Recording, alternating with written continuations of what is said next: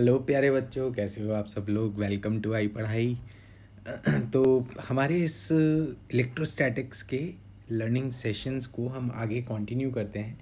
Last session में हम लोगों ने कुलम्स लॉ के बारे में काफ़ी कुछ देखा था। एक फास्ट रिव्यू मैं आपको बता देता हूँ कि क्या क्या चीज़ें हम लोग कवर कर चुके हैं कुलम्स लॉ से रिलेटेड। एक चीज़ तो ये कि दो चार्जेस अगर एक दूसरे से आर डिस्टेंस पे हों तो उनके बीच का force 1/4πε0 Q1 Q2 by R square होगा। दिस इज इन एयर और वैक्यूम। अब अगर यही चार्जेस किसी मीडियम में होंगे तो it will become 4πε Q1 Q2 by R square in medium. यहाँ पे ये जो फोर्स हमें मिलता है इस फॉर्मूला से, this is net force on any charge. Coulomb's law always gives net force on any charge.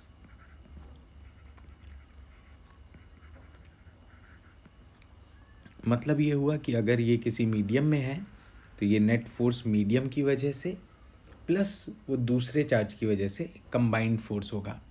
अगर ये वैक्यूम या एयर में है तो ये एक दूसरे का म्यूचुअल फोर्स होगा, क्योंकि और कुछ है ही नहीं।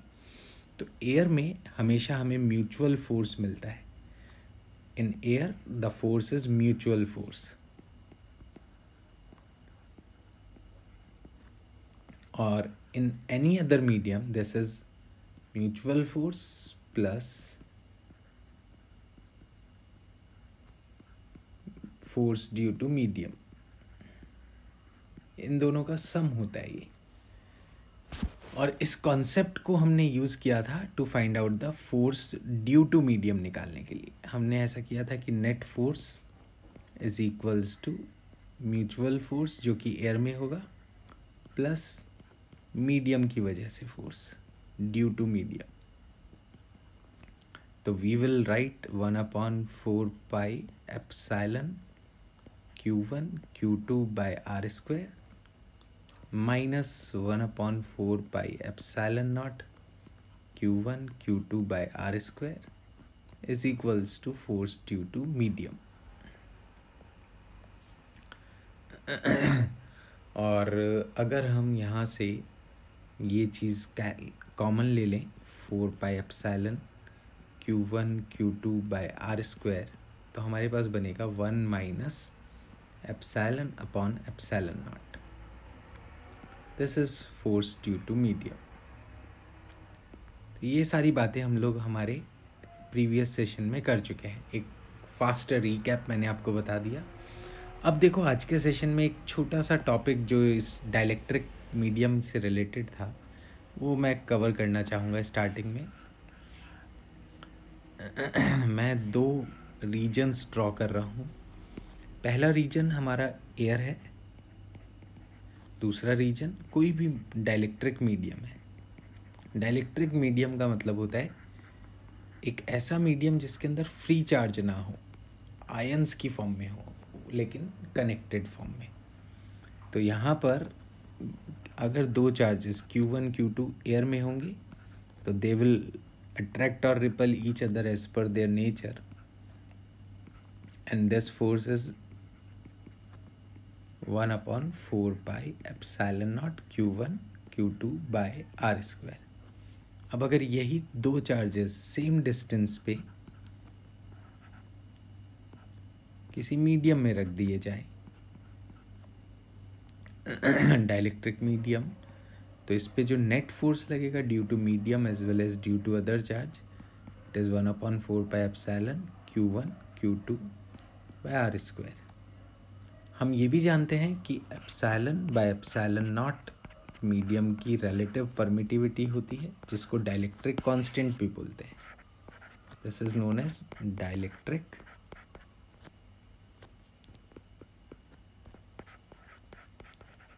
कांस्टेंट।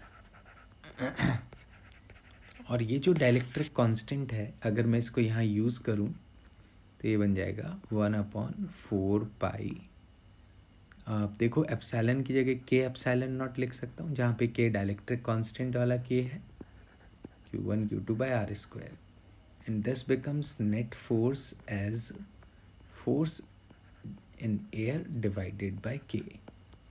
तो डाइलेक्ट्रिक में सब्स्टिट्यूट करने के बाद, डाइलेक्ट्रिक में रखने के बाद जो फोर्स है वो इफ़ेक्टिवली थोड़ा के टाइम्स कम हो गया। और इसके लिए एक एग्जांपल भी बताया था, सॉल्ट क्रिस्टलाइन होता है, डाइलेक्ट्रिक मीडियम मतलब पानी में डालने के बाद वो क्रिस्टलाइन स्ट्रक्चर डिज़ोल्व हो जाता है, मतलब उसके मॉलिक्यूल्स जो सोडियम क्लोराइड के जो एटम्स थे उनके बीच का फोर्स वीक होने की वजह से वो डिज़ोल्व हो जाता है। पहले वो क्रिस्टल क्यों था? क्योंकि फोर्स स्ट्रॉन्ग था।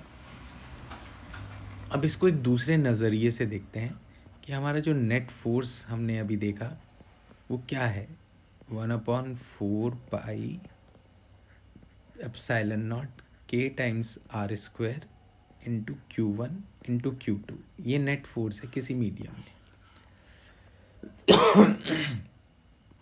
तो हम इसको लिख सकते हैं Q1 Q2 upon 4 pi epsilon naught root के टाइम्स आर का होल स्क्वायर। और ये चीज़ मुझे ये बता रही है कि अगर मैं इस सिस्टम को एक इक्विवेलेंट सिस्टम से रिप्लेस कर दूं जो कि एयर वाला है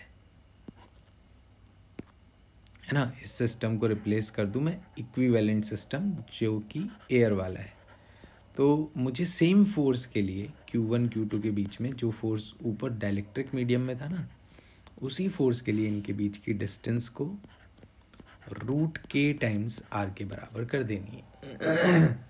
तो देखो एयर में इस फोर्स को मैं क्या लिखूंगा, 1/4 pi epsilon naught Q1 Q2 by distance का स्क्वायर विच इज़ के आर स्क्वायर।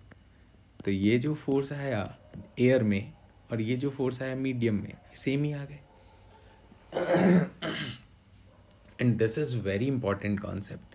कैसे इंपॉर्टेंट है वो बताता हूँ। देखो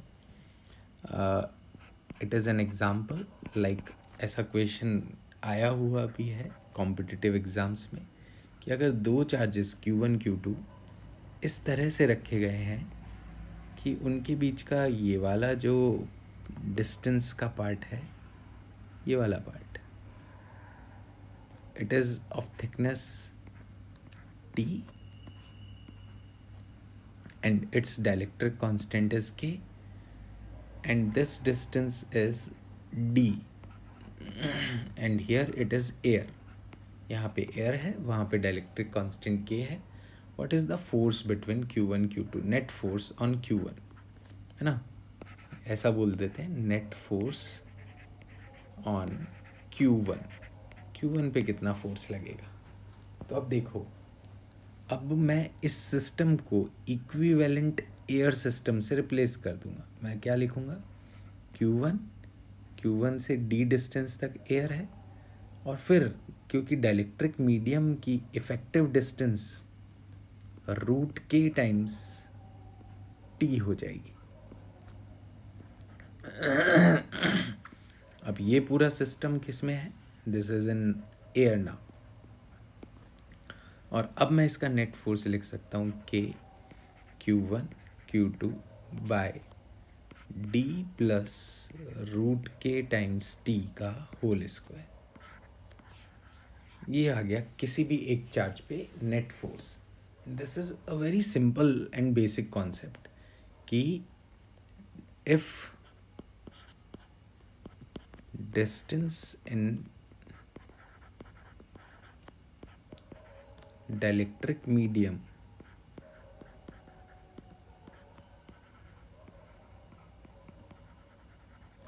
is K, sorry is D, distance को हम D कह रहे हैं, then effective distance in air is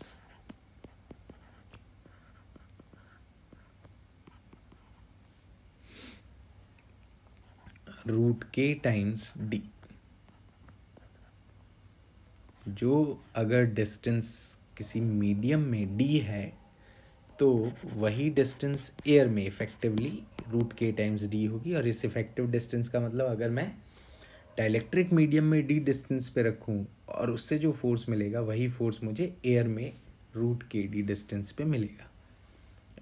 this is a very best type of concept. मतलब ऐसा कोई क्वेश्चन आ जाएगा ना तो आराम से तुम लोग कर लोगे। ठीक है, तो अब हम चलते हैं अपने नेक्स्ट कॉन्सेप्ट की तरफ। देखो बहुत ही बढ़िया क्वेश्चन है ये कि क्या दो चार्जेस के बीच का फोर्स एक चार्ज की वजह से दूसरे चार्ज के ऊपर लगने वाला force depend on the charge present near by. हाँ, कि यहाँ पे मान लो Q1, Q2 और Q3 तीन फोर्स है, तीन चार्जेस हैं। अब मुझे ये बताना है कि Q1 का Q2 पे जो फोर्स होगा क्या वो Q3 की वजह से अफेक्ट होगा या नहीं। तो answer is no, it will not affect by any charge. क्या मतलब हुआ, देखो Q1 का Q2 पे जो फोर्स है ना वो यहाँ लगेगा इस तरह से, इस लाइन के along. F is equals to 1/4 pi epsilon naught Q1 Q2 by R1 का स्क्वायर। इसको मैं R1 मान लेता हूँ। यह है फोर्स ऑन 2 ड्यू टू 1। इसी तरह से अगर मैं 3 का 2 पे निकालूंगा तो ये ऐसा आएगा, it is force on 2 due to 3 and this value is 1/4 pi epsilon naught Q2 Q3 by R2 का स्क्वायर। This is R2। अब देखो ध्यान रखना कि Q2 पे जो फोर्सेस लग रहे हैं ना वो F12 1 की वजह से लगने वाला फोर्स है, F23 3 की वजह से लगने वाला फोर्स है। और इन दोनों का जो रिजल्टेंट होगा वो यहाँ कहीं आएगा और उसको हम बोलेंगे नेट रिजल्टेंट फोर्स। तो रिजल्टेंट फोर्स सब पे डिपेंड करता है, लेकिन इंडिविजुअल फोर्सेस किसी और की वजह से चेंज नहीं होते हैं। तो यहाँ पर आंसर हो जाएगा नो। इसका एक और बढ़िया इलस्ट्रेशन बताता हूँ कि अगर Q1 Q2 एक दूसरे को डी डिस्टेंस पे रखे हैं, एक और इलस्ट्रेशन है ये। अगर एक दूसरे से डी डिस्टेंस पे रखे हैं तो Q1 ने Q2 पे लगाया फोर्स 20 न्यूटन, तो Q2 Q1 पे कितना फोर्स लगाएगा, एक्शन रिएक्शन 20 न्यूटन। हमेशा ऐसा होगा, है ना। Q1 Q2 पे 20 न्यूटन और Q2 Q1 पे 20 न्यूटन। अब मैंने इस सिस्टम को एक डाइलेक्ट्रिक मीडियम में डाल दिया। पहले एयर में थे, अब वो डाइलेक्ट्रिक मीडियम में आ गए। इनके बीच की डिस्टेंस अभी भी हमने d ही रखी है। अब बताओ Q1 Q2 पे कितना फोर्स लगाएगा अगर डाइलेक्ट्रिक कांस्टेंट है 20। डाइलेक्ट्रिक कांस्टेंट है 20, तो Q1 Q2 पे कितना फोर्स लगाएगा। तो the force on one charge on another charge never depends upon any medium, any surrounding charge. Medium क्या है, मीडियम में भी तो चार्ज ही था। तो Q1 का Q2 पे force F21 is still 20 Newton. अगर ये वाला भी F21 था 20 न्यूटन, तो अभी भी वो 20 न्यूटन ही है। अगर मैं पूछूं what is the net force on Q2, तो it is F air divided by K, which is 20/20 1 Newton. मतलब नेट फोर्स 1 न्यूटन हो गया है। 1 का 2 पे फोर्स 20 था, तो इसका मतलब मीडियम ने कितना लगा दिया इस पे, 19 Newton in this direction. Medium ने सोचो इधर लगाया होगा, जो डाइलेक्ट्रिक मीडियम है 19 न्यूटन। Q1 ने Q2 पे पहले जितना था अभी भी उतना ही लगाया है, तो नेट फोर्स कितना हो गया, 1 न्यूटन हो गया। तो दिस इज़ द कॉन्सेप्ट कि एक चार्ज दूसरे पे जो फोर्स लगाता है वो बस उन दोनों के म्यूचुअल इंटरेक्शन पे डिपेंड करता है। आसपास क्या रखा है उससे तो ये बदलेगा कि नेट फोर्स क्या होगा। ठीक है, अब देखो कुछ क्वेश्चंस इस पे बेस्ड हम लोग डिस्कस कर लेते हैं।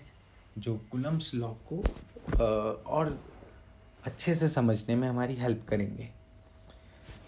तो अगर हमारे पास दो से ज़्यादा चार्जेस दिए हों और किसी भी एक पर्टिकुलर चार्ज पे फोर्स पूछा जाए, तो हमेशा याद रखना कि इंडिविजुअली सबकी फोर्स निकालो और उनको फिर वेक्टोरियली ऐड कर दो, वेक्टर एडिशन कर दो उनका। तो यहाँ पे क्या क्या दिया है देखो, चार्ज इज़ 5 × 10⁻⁷, 2.5 × 10⁻⁷ एंड 1 × 10⁻⁷। ये 3 चार्जेस हैं। ABC इक्विलेटरल ट्राइंगल है, साइड 5 सेंटीमीटर है। Find the electric force on the charge at C due to rest 2। देखो दोनों की वजह से फोर्स निकालना है। सबसे पहले A और C का फोर्स देखते हैं। A और C दोनों ही पॉजिटिव चार्जेस हैं, तो दे रिपेल ईच अदर, तो इस पे एक रिपल्शन फोर्स इधर आएगा, इट इज़ FAC। अब FAC की वैल्यू हो जाएगी KQA/QC/R²। 9 × 10⁻⁹ QA A पे है 5, C पे है 1 डिवाइडेड बाय 5 सेंटीमीटर का स्क्वायर। ये कंडीशन आ गई, तो हमारे पास बन जाएगा 9/5 × 10⁻⁻⁻1 न्यूटन। ठीक है, ये force on C due to A आ गया। इसको फर्दर सिंप्लीफाई कर लें तो 0.18 न्यूटन। अब B और C के बीच का फोर्स देखें तो देखो, एक पॉजिटिव एक नेगेटिव, तो वो C को अपनी तरफ अट्रैक्ट करेगा, इस तरफ उसका फोर्स का डायरेक्शन होगा। अब फोर्स BC निकालेंगे, it is KQA/QB/QC divided by R²। 9 × 10⁻⁹ QB and QC। देखो यहाँ पे साइन लगाने की ज़रूरत नहीं है कि 2.5 नेगेटिव है, 1 पॉजिटिव है, इन सब की ज़रूरत नहीं है। रीज़न इज़ कि हम डायरेक्शन को डायग्राम में शो कर चुके हैं। अब किसी वेक्टर क्वांटिटी में प्लस माइनस साइन का यही मतलब होता है, डायरेक्शन, और डायरेक्शन हम पहले से लिख चुके हैं। ये आया, तो इससे हमें क्या मिलेगा देखें, 9 4 13 10⁻⁴। देखो ये बन गया 9 और यहाँ हो जाएगा 25 से 25 कैंसिल, 13 15, 9 × 10⁻⁻⁻2, दैट इज़ 0.09 न्यूटन। अब देखो हमें दो फोर्सेस मिल गए, एक रेडियली अपवर्ड और एक ये अलोंग द लाइन BC।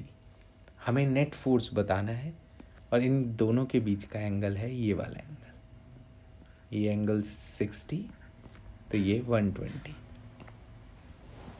अब क्या करेंगे हम लोग, तो नेट फोर्स निकालने के लिए हम ऐसा बना सकते हैं कि ये चार्ज C था, इस पे इधर 0.18 फोर्स लग रहा था और इधर 0.09 न्यूटन। ठीक है, इस तरह से हमारे पास ये आए थे। इनके बीच का एंगल है 120, तो यहाँ पे ये जो एंगल आएगा ना, दिस इज 60 डिग्री हॉरिजॉन्टल से, बिल्कुल, क्योंकि इक्विलेटरल ट्रायंगल था ये भी 60 डिग्री आ गया। तो नेट फोर्स FX क्या बन गया, 0.18 प्लस 0.09 cos 60,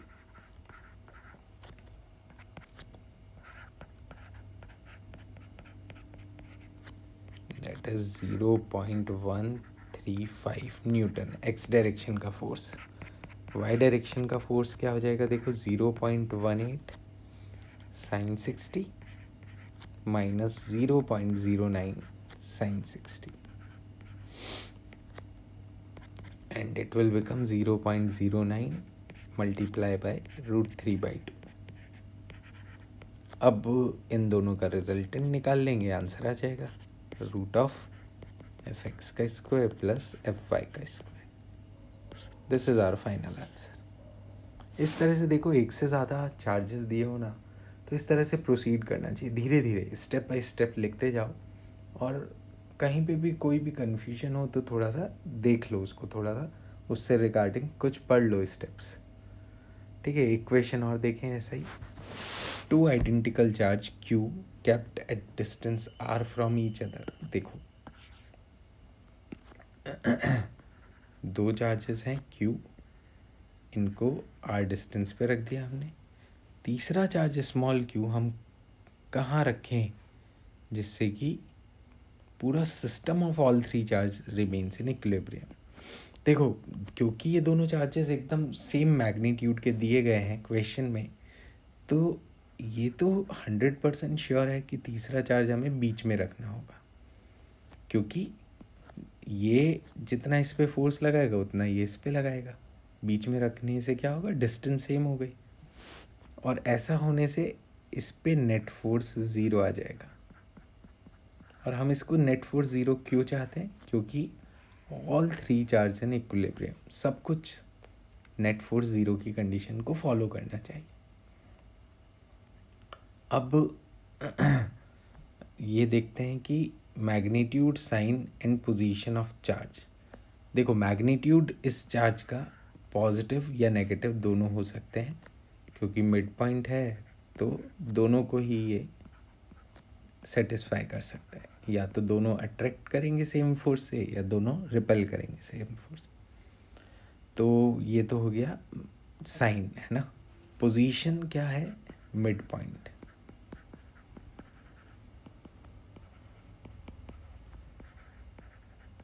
एंड अब वैल्यू कैसे निकालेंगे, है ना। पोजीशन आ गया, मैग्नीट्यूड निकालना बाकी है, साइन आ गया कि साइन पॉजिटिव या नेगेटिव कुछ भी हो सकता है, और पोजीशन हो गई कि वो मिड पॉइंट पे ही होगा। अब वैल्यू क्या होगी, है ना। वैल्यू के लिए देखो एकदम स्ट्रेट फॉरवर्ड स्टेप है। इसके ऊपर ये जो राइट कॉर्नर पे चार्ज है या लेफ्ट कॉर्नर पे, किसी पे भी कॉर्नर पे स्मॉल q जो होगा, कैपिटल Q जो होगा ना, वो इस वाले कैपिटल Q पे इन दोनों का इंटरेक्शन बता रहा हूँ। सिमिलर चार्जेस है तो रिपेल करेंगे। 1/4 pi epsilon naught Q by R square. ठीक है, ये दोनों एक दूसरे को रिपेल करेंगे। अब स्मॉल q को क्या करना होगा जिससे कि इक्विलिब्रियम पे आ जाए, अट्रैक्ट करना होगा। तो इसका मतलब स्मॉल q के लिए इक्वेशन लिखेंगे 1/4 pi epsilon naught small q capital Q by R/2 का होल स्क्वायर। ये तो हमने देख ही लिया है कि मिड पॉइंट पे है। अब क्योंकि हम जानते हैं कि यहाँ पे फोर्स बैलेंस होना चाहिए, इक्विलिब्रियम होना चाहिए, तो हम इनको इक्वेट कर देंगे।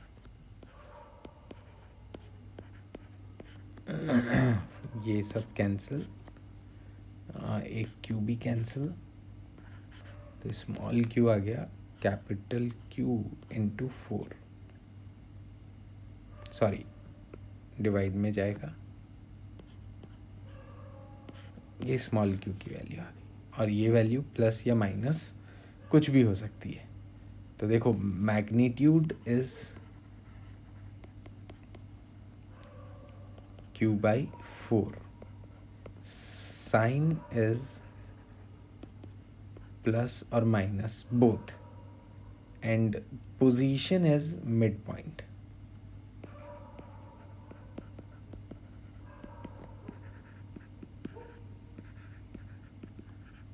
ये हमने तीनों पार्ट कैलकुलेट कर लिए। तो आई होप सभी बच्चे, आप सभी लोगों को बहुत अच्छे से सारी चीज़ें समझ में आ गई होंगी। हमने कुछ क्वेश्चंस आज डिस्कस की और कूलम्स लॉ के रिमेनिंग पार्ट को कंप्लीट किया। अब हम लोग नेक्स्ट सेशन में कुछ ऐसे ही बढ़िया क्वेश्चंस डिस्कस करेंगे और इलेक्ट्रोस्कोप वाला जो टॉपिक बाकी है उसको कंप्लीट करेंगे। Till then, thank you so much for watching this session, and please don't forget to subscribe our channel. Take care. Goodbye.